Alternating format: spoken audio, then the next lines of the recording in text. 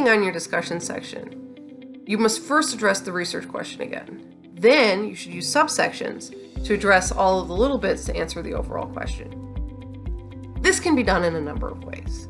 For example, if you have multiple methods and the results address the results of each method individually, then the discussion can mirror this.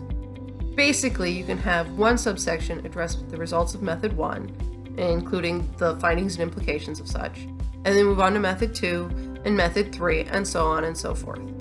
However, if you only have one set of results for one method, the discussion section should be set up a little differently. It should still flow so that one idea naturally leads into the next.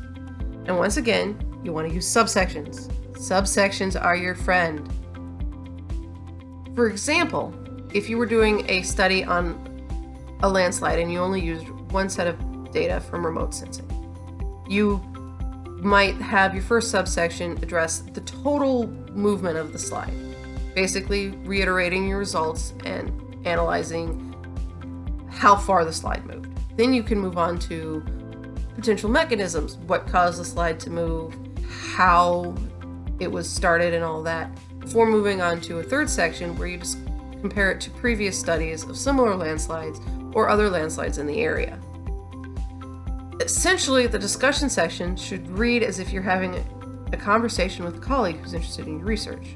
You start by summarizing the main data points, and then they ask a question. What does this mean or imply? And you answer that question. Then you would ask yourself, how does this compare to previous studies? Then you would answer that question. Then you might want to say, how was this study limited and how can I improve that in the future? And answer that question. Just remember that the discussion should be a citation-heavy section. You should be comparing your results to those of previous studies. If you do not, then your study does not have the validity that you need.